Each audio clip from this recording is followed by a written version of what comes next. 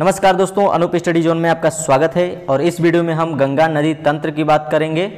यमुना, घाघरा, कोसी, सोन, दामोदर, गंडक, गोमती, रामगंगा आदि जो जितने भी गंगा नदी के सहायक नदियां हैं या फिर इसके प्रमुख नदियां हैं इसके बारे में हम लोग देखेंगे। तो बिना देर के चलते हैं अपने टॉपिक पे। गंगा नदी, ठीक है। गंगा नदी जो है भारत की सबसे लंबी नदी है और इसकी कुल लंबाई जो है 2525 किलोमीटर है और इसमें भारत में जो है इसकी लंबाई 2071 किलोमीटर है और बचा हुआ जो भाग है वो बांग्लादेश में पाई जाती है।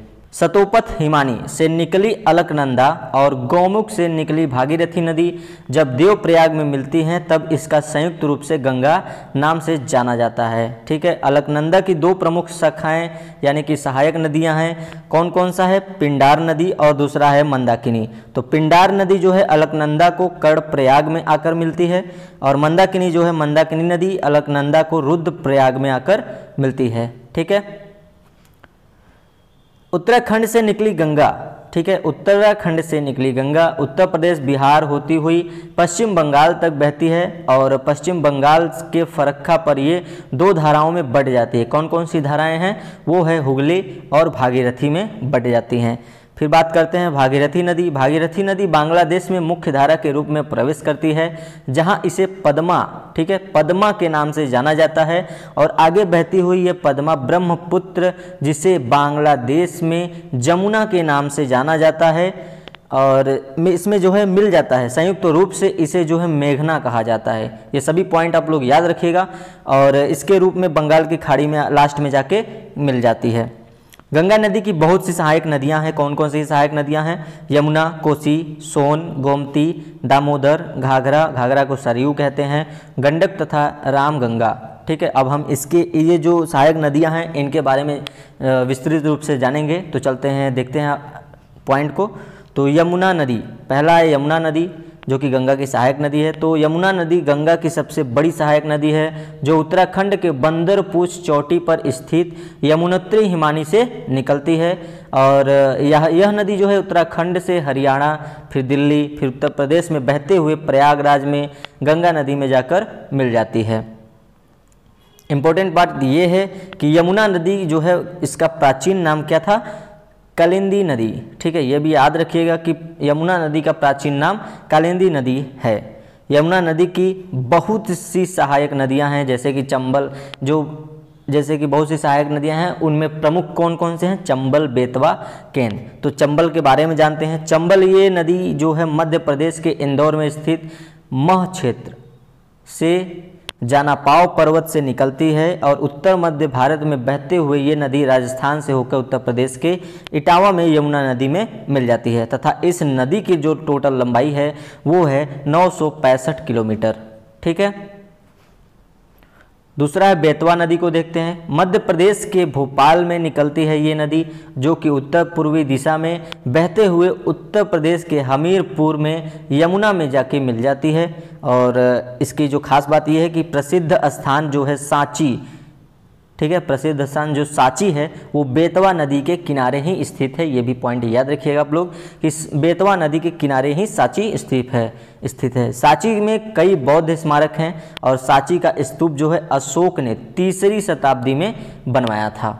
नेक्स्ट, कोसी नदी। अब कोसी नदी की बात करते हैं। ये नदी जो है नेपाल में हिमालय से निकलती है और बिहार में प्रवेश करती है। ये नदी प्रायः अपना मार्ग बदलने के कारण जो है चर्चा में रहती है और इसमें आने वाली बाढ़ से बिहार में अधिक मात्रा में तबाही देखने को मिलती है, इसलिए इस नदी को बिहार का शोक भी कहा जाता है। ये पॉइंट याद रखिएगा कि बिहार का शोक किस नदी को कहा जाता है? तो कोसी नदी को कहा जाता है और ये नदी बिहार की कटिहार गंगा नदी में लास्ट में मिल जाती है, ठीक है।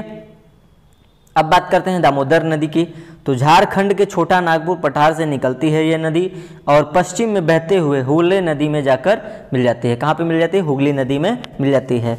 इस नदी में अचानक आने वाले बाढ़ के कारण इसे बंगाल का अभिशाप भी कहा जाता है। ये भी पॉइंट याद रखिएगा कि बंगाल का अभिशाप किस नदी को कहा जाता है? दामोदर नदी को। और बिहार का शोक कोसी नदी को कहा जाता है, ठीक है। और ध्यान में रखिएगा कि प्रदूषण के कारण इन नदियों को यानी कि इस नदी को, दामोदर नदी को जैविक मरुस्थल भी कहा जाता है। ये भी पॉइंट याद रखिएगा आप लोग, ठीक है। अगला देखते हैं गोमती नदी। तो गोमती नदी, इस नदी का उद्गम जो है उत्तर प्रदेश के पीलीभीत स्थित गोमत ताल से होता है, जिसे फुलहर झील भी कहते हैं। और ये नदी जो है, ये गंगा नदी एकमात्र ऐसी सहायक नदी, यानी कि इस गंगा नदी की यह एकमात्र ऐसी सहायक नदी है जिसका उद्गम मैदान से होता है। ये भी पॉइंट याद रखिएगा कि गंगा नदी की एकमात्र ऐसी कौन सी सहायक नदी है जिसका उद्गम मैदान से होता है, तो वो है गोमती नदी, ठीक है। अब बात करते हैं सोन नदी की। सोन नदी जो है मध्य प्रदेश के अमरकंटक नामक स्थान से निकलती है और उत्तर की ओर बहते हुए ये पटना के निकट गंगा में मिल जाती है। याद रखिएगा पॉइंट कि सोन नदी और यमुना नदी के बीच जो है जल विभाजन का काम कैमूर की पहाड़ियाँ करती हैं। ये भी पॉइंट याद रखिएगा। और इनके अलावा जो है गंगा की सहायक नदियों में घाघरा, जिसे सरयू नदी के नाम से जाना जाता है, और गंडक नदी गंगा के बाएं तट पे आके मिलती है। ये नदियों के बारे में हम बात करेंगे कि कौन सी नदी दाएं से मिलती हैं, कौन सी नदी बाएं से मिलती हैं, आगे पॉइंट में, ठीक है। अब बात करते हैं गंडक नदी की बात करते हैं।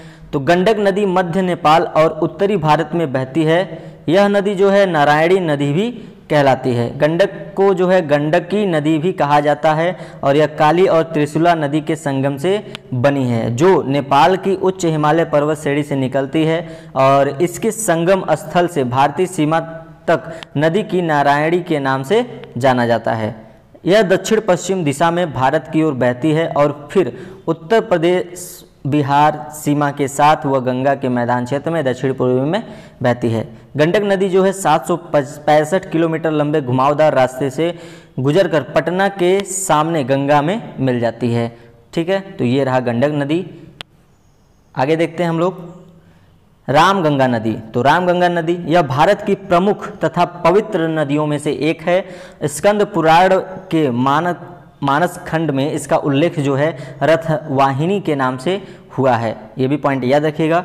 और ये नेक्स्ट पॉइंट भी याद रखिए, खनिज जो है, खनिज भारत का 1% सोना जो है रामगंगा नदी घाटी में पाया जाता है। रामगंगा के किनारे पड़ने वाले जिले, ये भी पॉइंट याद रखिएगा कि रामगंगा जो नदी है इसके किनारे पड़ने वाले जिले कौन कौन से हैं, तो चमोली, पौड़ी, अल्मोड़ा, नैनीताल, मुरादाबाद, बरेली, बदायूं, हरदोई और बिजनौर, ये जो हैं वो रामगंगा नदी के किनारे पड़ने वाले जिले हैं। सहायक नदियां इसकी कौन कौन सी हैं रामगंगा की, तो रामगंगा की सहायक नदियां हैं विनोद नदी, गगास नदी और कोसी नदी, अरिल नदी और खो नदी, ये इसके सहायक नदी हैं। और ये रहा नदी, ठीक है।